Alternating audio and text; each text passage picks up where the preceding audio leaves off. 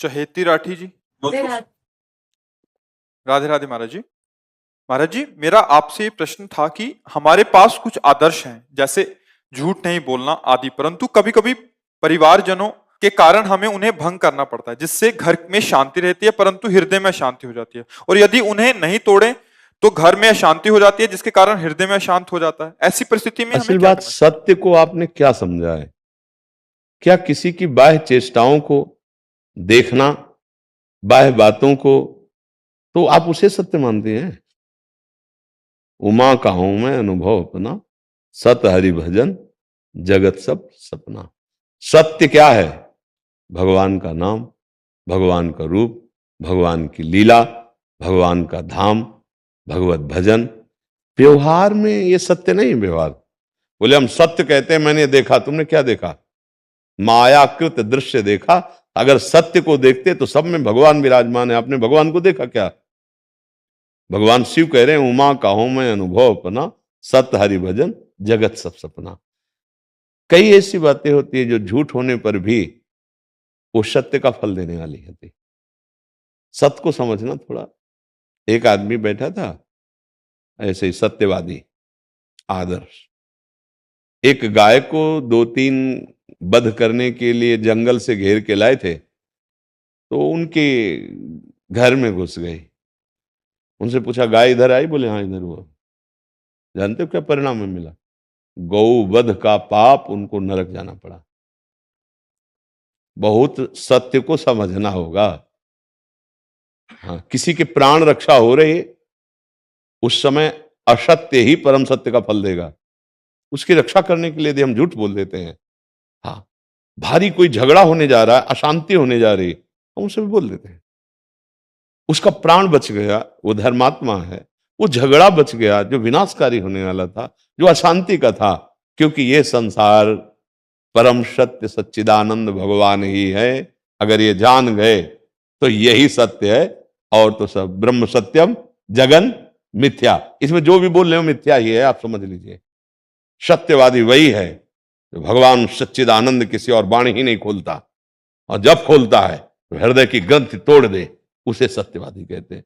हम इन नाशवान क्रियाओं को, नाशवान चेष्टाओं को कहते हैं हम सत्यवादी हैं। तो सत्य को क्या समझा?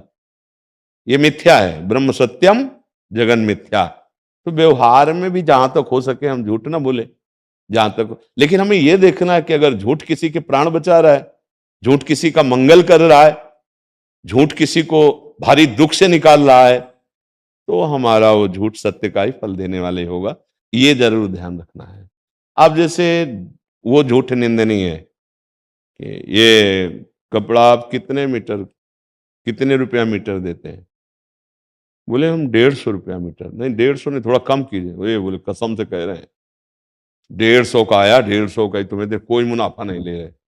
अब ये झूठ तुम्हें नरक पहुंचाएगा, क्योंकि तुम सही नहीं बोल रहे हो।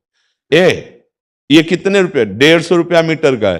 नहीं, वैसे के ऐसे और वैसे सब दुकान खोले हैं, बिजली है, नौकर रखे हैं, 150 रुपया मीटर लेना हो ले जाओ। हमें कसम खाने की जरूरत नहीं, हमें प्रमाण देने की जरूरत नहीं। लेना लो, नहीं आगे बढ़ जाओ।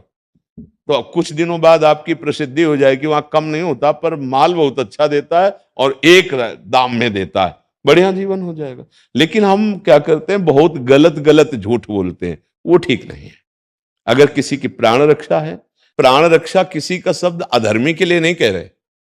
अधर्मी के लिए तो हमने कई बार प्रगट में व्याख्या करके बताई है कि जैसे वकील कह रहा है कि मेरा पेशा है, मुझे बचाना है, जो केस ले लिया, अब हम तो उसका पक्ष लेंगे ही।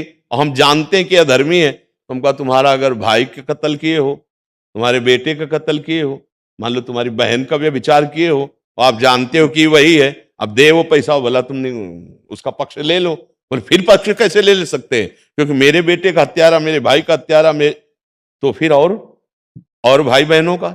इसीलिए वकालत पड़ी है कि उन बेचारे रोते हुओं को दंड दिलवाओ जो निरपराध हैं, और जो अपराधी हैं आप उनको मुक्त करवाओ। उसके लिए झूठ बोल जाओ, ऐसा नहीं, अलग अलग। ये ना तो वकील बात कर रहे हैं, एक गृहस्थ महिला प्रश्नकर्ता के अनुसार उसका उत्तर है। एक आदमी सहज में अपने परिवार संबंधी वार्ता कर रहा है, उसको हम नहीं ले जा सकते अन्य जगह। अब एक वकील बोले, एक न्यायाधीश बोले, एक पदाधिकारी बोले, उसके अनुसार उसका उत्तर होगा। एक ये सदगृहिणी है, ये अपने परिवार की समस्या से वो उसको झूठ बोल करके बचाना चाहती है। अब ये स्वाभाविक होता है। वो कह रहा है रुपया लाओ, हमें जरूरत है। अब इनको पता है मेरे बेटे की पढ़ाई में लगना, उसमें नहीं खत्म हो गया है। नहीं कैसे खत्म हो गया? अरे बहुत से काम है, बहुत से खर्चे हमने वहां खत्म कर दिया। और चुपचाप रखे कि आवश्यकता पड़ी पति को ही, बेटे को ही, तो हम निकाल के चुपचाप दे देंगे। अब ये झूठ थोड़ी माना जाएगा। वहां अपने परिवार को रक्षा के लिए बोल रही, वहां एक विषय को समझना है। देखा है जैसे माँ है ना, कई चीजों को छुपा के रखती है अपने बच्चों के लिए, अपनी सुविधाओं के लिए और पति के लिए, और उससे झूठ बोल जाएगी। नहीं उस दिन हमने पैसे दिए, वो सब खर्चा हो गए, उसकी वो नेकर लाए, उसकी बनियान लाए, उसके बचा को रख लिए। और वो उस जब पति को समस्या आएगी, अगर उसे बोले झूठ क्यों बोल दे गए, तो बोले इसीलिए झूठ बोला था कि जब समस्या आएगी तो ये रखे तुम्हारे ही पैसों से एक एक रुपया जोड़ के ये लो, अब आप जाओ। तो ये झूठ नहीं हो गया, एक परिवार, एक समुदाय, वहां उसको चलाना है, उस विषय को देखना है। अब आते ही सत्य का कोई ऐसा हो कि पिटाई शुरू हो जाए, ऐसा हो कि कलह शुरू हो जाए, तो वो समन के लिए वो असत्य का आदर नहीं कर रही, पर उस समस्या का समाधान करने के लिए वो शब्द का उच्चारण कर रही। वहां ऐसी कसौटी नहीं कसी जाती। कई ऐसी बातें होती है जिनमें ऐसी कसौटी नहीं कर, हम किसी का अहित नहीं कर रहे, हम अहित होने से बचा रहे हैं, तो उस विषय को वहां देखना है। और वहां रुपए की गड्डी आई है और जानते हैं कि अधर्मी है, और जानते हैं कि वो जो परिवार रो रहा है बिल्कुल निर्दोष है, पर हम अपने बुद्धिमत्ता से उसको फंसाएंगे, उसको छुड़वा देंगे, दुर्गति होगी।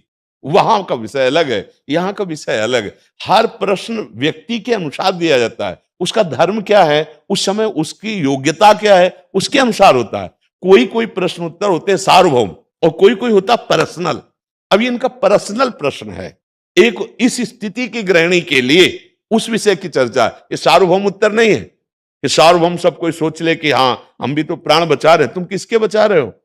अपने रुपए के स्वार्थ की बुद्धि रखकर अधर्मी को। अब वो वहां नहीं चलेगा, यहां परिवार का विषय चल रहा है।